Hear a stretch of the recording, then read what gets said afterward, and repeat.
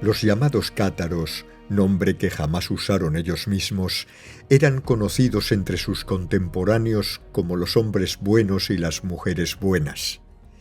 Este apelativo no era casual, ya que vivían guiados por una profunda convicción espiritual basada en la dicotomía entre el bien y el mal.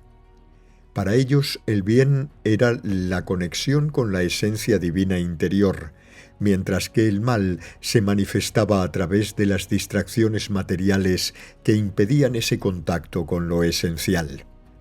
Consideraban que el mundo material era obra de una fuerza oscura cuyo propósito era desviar al ser humano de su verdad más pura. Entre los cátaros existía una figura central, llamada el perfecto. Esa persona era aquella que había alcanzado la conexión con su divinidad interior, liberándose de las ataduras de la materia. El perfecto no solo vivía de forma ejemplar, sino que también era el encargado de guiar a otros hacia ese mismo estado de realización espiritual. Este movimiento, considerado herético por la Iglesia Católica, llegó a contar con una enorme influencia durante el siglo XII, llegando a reunir casi 200 millones de seguidores por toda Europa.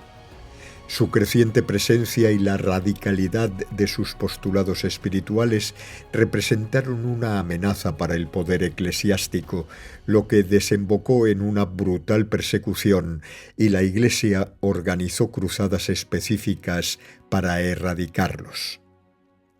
Aunque su influencia se extendió por todo el continente, fue en el sur de Francia donde floreció con mayor intensidad, sobre todo en regiones como Montségur, Quéribus, Mirepoix o la zona de Albi.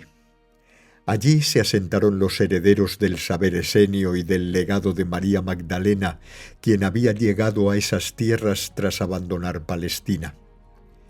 En esa región se establecieron escuelas iniciáticas y centros de sabiduría donde se transmitían enseñanzas espirituales profundamente transformadoras.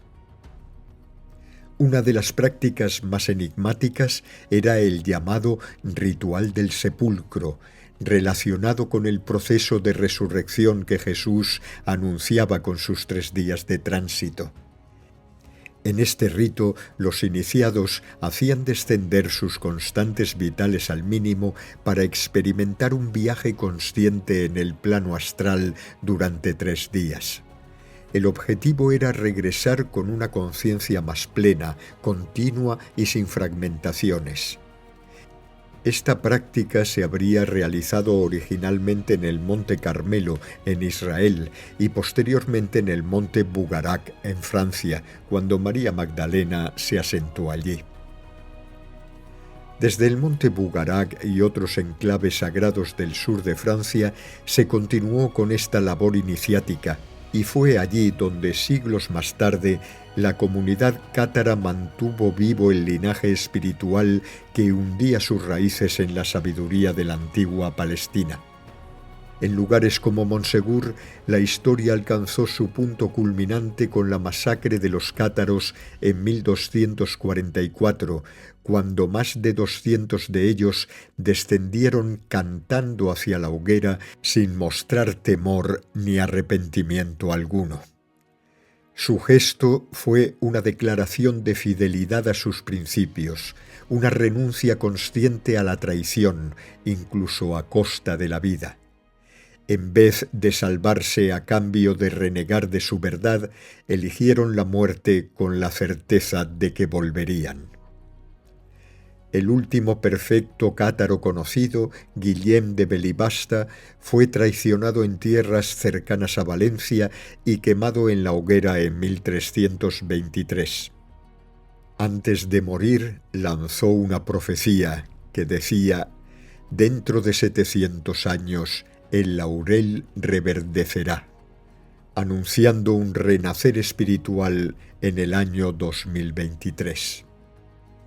Aquella promesa no hablaba de un retorno literal de los cátaros, sino de un despertar de conciencias que compartieran la misma esencia espiritual, es decir, seres encarnados en esta época con el propósito de reactivar el plan divino, alcanzar la conciencia crística y acompañar a la humanidad en su tránsito evolutivo.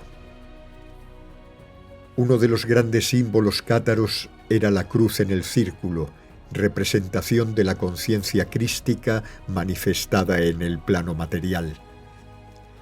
La cruz simboliza la unión de lo vertical, es decir, la conexión con la divinidad, el yo soy, con lo horizontal, la manifestación de esa esencia hacia el exterior. Donde se cruzan ambas líneas está el centro, que es la conciencia crística.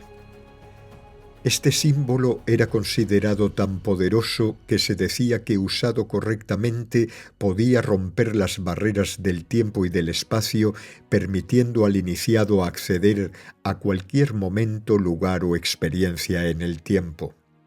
Era una herramienta tan sagrada que sólo a los perfectos les estaba permitido utilizarla.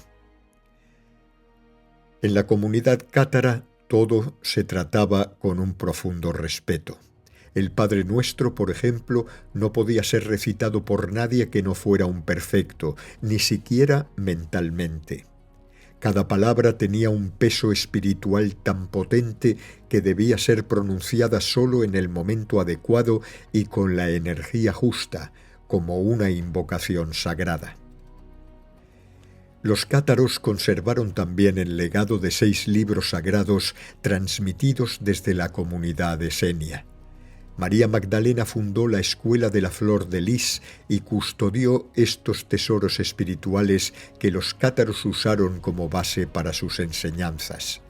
Entre sus principales prácticas destacaba el consolament, un rito de iniciación y liberación espiritual que permitía al alma prepararse para su tránsito o para una vida consagrada a la divinidad. Cuando comenzó la gran persecución, algunos cátaros huyeron llevando consigo estos tesoros espirituales. Se dice que cruzaron los Pirineos y se refugiaron en tierras que más adelante formarían Cataluña. De hecho, hay quien sostiene que el nombre Cataluña proviene de la unión de las palabras cátaros y llunyà, lejano en catalán, es decir, los cátaros en tierras lejanas. Muchos de ellos fueron traicionados, cazados y quemados, pero su legado no se extinguió. Sus enseñanzas, símbolos y profecías han llegado hasta nuestros días envueltas en misterio, sí, pero cada vez más comprendidas por quienes sienten el llamado de una espiritualidad más pura, libre de dogmas y profundamente conectada con el alma. Los cátaros no han desaparecido. Como anunció Belibasta, han regresado, no como un movimiento visible y organizado, sino como una conciencia colectiva que renace en cada ser que busca la verdad, la libertad interior y la unidad con lo divino.